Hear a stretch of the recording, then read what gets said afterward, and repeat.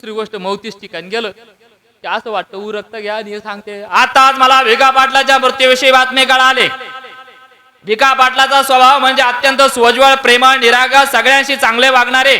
खाली म्हणते लय काड्या करत होत रे ते गावात. माणसाला खोटं खोटं स्तुती करावी लागतात. हा, जिंदा हो तो निंदा होगी, मरने के बाद तो सिर्फ तारीफे होती है. व्हिडिओ बघितला दादा एका ठिकाणी, मला लय आवडलं ते व्हॉट्सअपचं. तुम्हाला वगा विषय आला म्हणून सांगतो. एका ठिकाणी मृत्यू झाला, एका जणाचं मरण झालं. मरण झाल्यानंतर सगळ्या पक्षाचे लोक आले श्रद्धांजली वायाला. आणि सगळ्या पक्षाचे लोक आल्यानंतर सगळ्याची चढावड चालली दादा बोलायची. भिका पाटील जायला होते, एक जण उठलं, कांबळावाला होतं ते, लगेच बोलायला सुरू केलं. भिका पाटलाच्या मृत्यूची मला बातमी कळाली. भिका पाटलाविषयी बोलताना एक गोष्ट प्रामुख्यानं सांगतो. कांबळाचं होतं. भिका पाटलाचा चेहरा हा मला कमळावानी दिसायचा. घडीवाला बसलो होतो, घडीवाल्याला राग आला, ते मला बोल द्या. लगेच उठलं ते, मला भिका पाटलाची बातमी कळाली मरणाची. काल मी जेव्हा व्हॉट्सअपला बघितलं भिका पाटील गेले, तेव्हा मी हातातील घड्याळात बघितलं तर सकाळचे 10 वाजले होते. लगेच तिसरं उठलं, म्हणे बाणावालं होतं ते, म्हणे भिका पाटलाच्या स्वभावाविषयी तुम्ही सांगितलं, पण भिका पाटलाचा स्वभाव खऱ्याला खरा, खट्याला खोटा होता. सत्य बोले लागे जरी कडू, येतील राग येऊ द्या. ववे पाठ करून घेतली 2-4 वजन आणाला. आणि ते सांगायचं भिका बाणाचं होतं ना ते. भिका पाटलाचा चेहरा जरी कमळावाणी असला तर भिका पाटील खऱ्याला खरं म्हणायचे. भिका पाटलाचे शब्द हे बाण होते.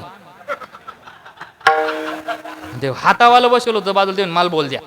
लगेच उठलं ते, म्हणे भिका पाटलाच्या मृत्यूची मला बातमी कळाली. आणि भिका पाटलाचे मृत्यू कशा झाला मला माहित आहे. आपल्याला वाटतं भिका पाटील आपल्यातून निघून गेले, तसं काहीच झालं नाही. भिका पाटलाला यमानं हात दिला. मनसेवाला बसवलं होतं ते, म्हणे मला बोलू द्या आता. लय खतरनाक असते ते उठलं, कोण म्हणतं म्हणे भिका पाटलाला यमानं हात दिला, तसं काहीच झालं नाही म्हणे. भिका पाटलाच्या हृदयाचं इंजिन बंद पडलं, मग भिका पाटील गेले म्हणे. विडाला तुम्हाला सांगू का, विनोदाचा भाग जाऊ द्या. ते बोलायचं फक्त मोजक्यात लोकांना जमतं बाबा, नाहीतर माणसाला पंचायत होती. वक्ता दष्ट सहस्त्रेष्ठी 10,000 व्यक्ती मागे एखाद्याला बोलणं येतं. अहो दादा, एका गावामध्ये मला विनवणी केली. महाराज म्हणे सप्ता गरिबीतला यावर्षी या म्हणे कीर्तनाला, आणि दक्षांना थोडं सांभाळून घ्या. आज नाही गाणार सांभाळून, सांभाळून घ्या म्हणे. म्हणलं बरं ठीक आहे. केला इशारा जाता लक्षात असं. आणि मग मला बोलवलं सप्ताहाला, म्हणे गरिबीतला सप्ताह आहे.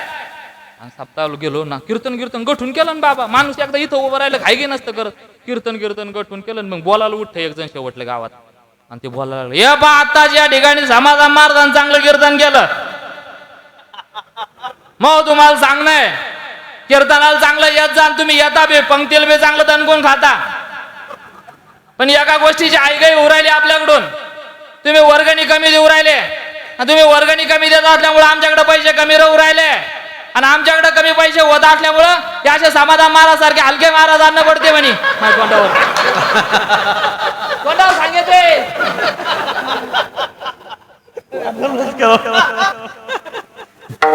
आणि तुम्ही जर चांगली पुढच्या वर्षी वर्गणी दिली म्हणे तर चांगले महाराज आणू म्हणे. यो काय म्हणे याचा बाप आणू म्हणे पुढच्या वर्षी. आपण तिथं थांबलं नाही बाबा. ते विठ्ठल ते बोलणं मस्क्यात लोकायला जमतंय. नाही तर लग्नात बी श्रद्धांजली वादे बरेच जण ध्यानावर नाही राहत ना त्या टायमाला. आहे बऱ्याच ठिकाणी, आहे की नाही. अहो भक्ती करायची, संकल्पावी माया संसाराची, कलयाम नरेंद्र धनेन कांता. बायको सुद्धा गोड बोलते, खिशात पैसा असेल तेव्हा. याच्या अलीकडे येऊन सांगतो, खिशात पैसा असेल तरच बायको भेटते. लोक म्हणते बाबा, पहिल्या म्हणते यशस्वी पुरुषामागे स्त्रीचा हात असतो. आता तसं नाही, यशस्वी झाला तरच स्त्रीचा हात भेटतो. धनेन कांता कपटेन शत्रू सत्येन मित्रम कृपयाश्च पुत्रम ज्ञानेन मोक्षम वशमानयंती. हा बघ का, देवाची भक्ती करायची. मग भक्ती करत असताना अहो लोक म्हणतात, अहो कोणाची भक्ती करायची, ज्याच्याकडे भरपूर येते ना, ते सांगतात अभंगाच्या दुसऱ्याच्या काय सिद्धी ज्याचे दाशी. अहो त्या भगवंता करता मागायचंय, त्याच्यापाशी कोणत्याच गोष्टीचा उणेपणा नाही, कोणत्याच गोष्टीची